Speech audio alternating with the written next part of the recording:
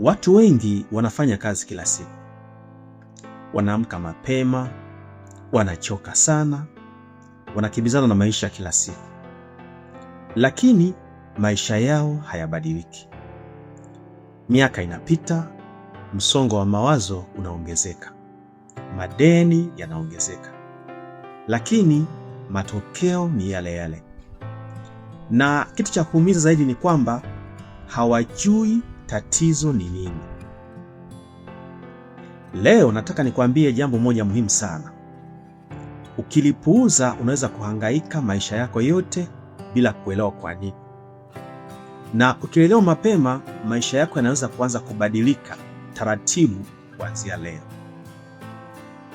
Kuna watu wanafikiri maisha mazuri yanahitaji bahati kubwa au kujuana na watu wenye nguvu au miujiza. Lakini ukweli ni huu. Maisha mengi yanaharibika kimya kimya kupitia maamuzi madogo madogo ya kila siku. Na hilo ndilo watu wengi hawalioni. Na kwenye video hii nataka tuzungumze kama watu wawili wanaotafuta ukweli wa maisha. Kwa sababu kuna jambo ukilikubali leo linaweza kubadilisha mwelekeo wa maisha yako kabisa. Sasa karibu tuanze. Watu wengi wanaamini tatizo lao ni pesa. Lakini mara nyingi sio kweli. Tatizo ni namna wanavyoishi kila siku. Hebu fikiria hili kwa sekunde chache. Kuna mtu analalamika maisha magumu kila siku. Lakini muda wake mwingi unaenda kwenye vitu visivyomjenga. Asubuhi mpaka jioni yuko bize. Lakini bize ya nini? Tazama simu bila sababu, majungu, kamari, kufuatilia maisha ya watu wengine. Halafu mwisho wa mwaka anashangaa kwa nini maisha hayajabadilika. Na hapa ndipo watu wengi hukosea. Wanafikiri maendeleo yanahitaji nguvu kubwa sana. Hapana. Maendeleo mengi huanza kwa namna unavyotumia muda wako wa kila siku. Huo ndio unaojenga maisha yako ya baadaye. Umeshawahi kujiuliza kwa nini watu wawili wanaweza kuanza sehemu moja, lakini baada ya miaka 5 mmoja yuko mbali sana? Tofauti mara nyingi sio akili, ni matumizi ya muda. Sasa hebu fanya jambo hili kwa vitendo. Leo usiku, kabla hujalala, andika vitu 3 vinavyokula muda wako bila kukuletea maendeleo yoyote. Kuwa mkweli, usijidanganye. Kwa sababu ukweli mchungu ni huu. Watu wengi hawaanzi kuwa maskini kwa kukosa pesa. Wanaanza kwa kupoteza muda.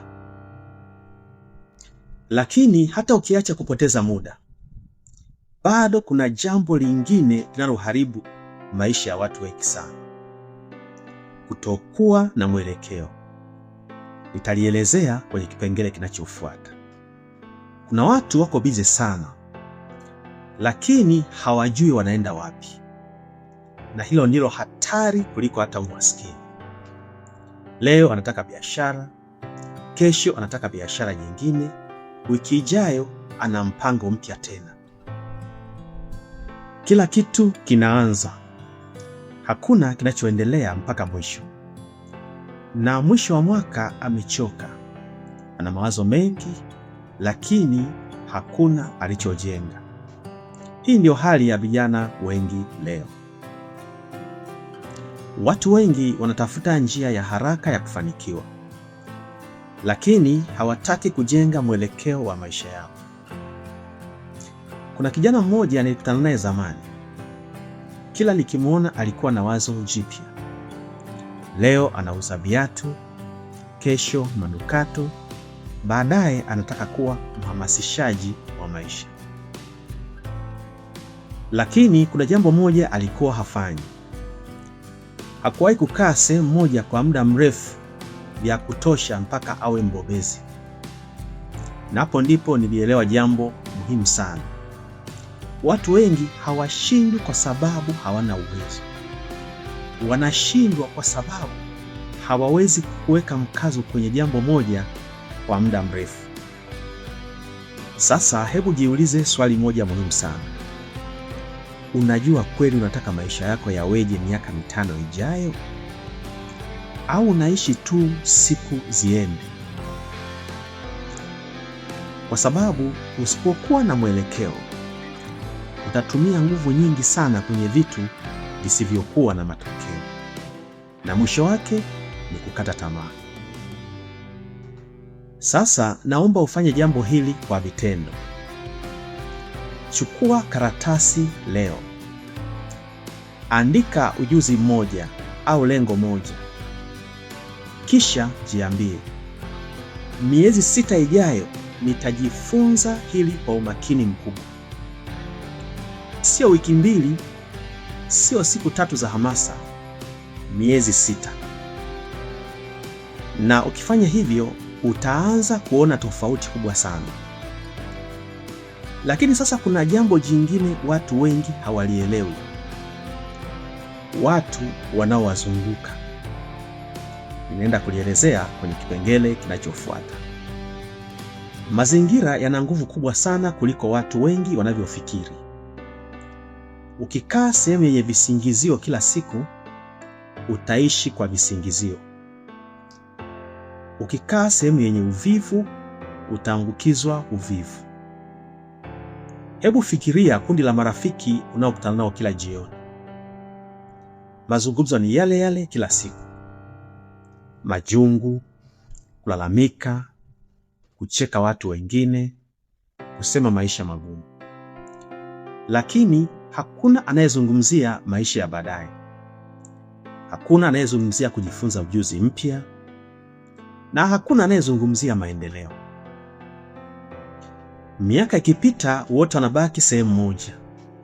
Halafu wanaanza kushangaa kwa nini maisha yao hayaendi mbele. Kuna ukweli mmoja watu wengi wanaogopa kusikia. Maisha yako mara nyingi yanafanana na watu unaokaa nao karibu zaidi. Sasa swali la kujiuliza ni hili. Watu unaokaa nao wanakuvuta mbele au wanakurudisha nyuma? Na usinielewe vibaya, sio kwamba unatakiwa kuwachukia watu. Hapana. Lakini unatakiwa kulinda akili yako. Kwa sababu mazingira mabaya yanaweza kuchelewesha miaka mingi sana. Sasa fanya zoezi hili kwa vitendo. Punguza muda kwa watu wanaokatisha tamaa kila siku. Na anza kutafuta mazingira ya watu wanaotaka maendeleo. Hata kama ni kupitia vitabu, video za kujifunza au mazungumzo yenye kujenga maisha. Kwa sababu maisha yako yataanza kubadilika pale mazingira yako yatakapoanza kubadilika. Lakini sasa swali kubwa ni hili. Unaanzaje kubadilika? Kwa sababu watu wengi wanasubiri hamasa kubwa sana, na hapo ndipo wanapopotea. Jinsi gani utaanza kubadilika? Ninaenda kuelezea kwenye kipengele kinachofuata. Watu wengi wanafikiri mabadiliko ni jambo kubwa sana. Lakini ukweli ni huu. Maisha hubadilika kwa vitu vidogo vidogo vinavyorudiwa kila siku. Sio lazima uanze ukiwa tajiri. Sio lazima ujue kila kitu. Sio lazima uwe mkamilifu. Unahitaji tu kuanza. Kwa mfano, mtu anayesoma kurasa 10 za kitabu kila siku, baada ya mwaka mmoja anakuwa tofauti kabisa. Mtu anayeweka akiba kidogo kidogo kila wiki, baada ya muda anaanza kuona matokeo. Mtu anayejifunza ujuzi mpya kila siku anaweza kubadilisha maisha yake kabisa ndani ya miaka michache. Lakini watu wengi wanataka matokeo ya haraka, na wakikosa wanaacha. Na hapo ndipo maisha yao yanabaki vile vile mwaka baada ya mwaka. Sasa hebu fikiria hili. Ni vitu gani vidogo unavyofanya kila siku vitakavyokupeleka kwenye maisha unayoyataka? Sasa fanya zoezi hili kwa vitendo. Anza utaratibu mmoja mdogo leo. Inaweza kuwa kusoma dakika 20 kila siku, kujifunza mjuzi mpya, kuandika malengo yako au kuweka akiba kidogo. Jambo dogo tu, lakini lifanye kila siku, kwa sababu nidhamu ndogo ya kila siku ina nguvu kuliko hamasa kubwa ya siku moja. Sasa ninapokuwa nikielekea mwisho kabisa wa somo hili, naomba ukumbuke jambo moja muhimu sana.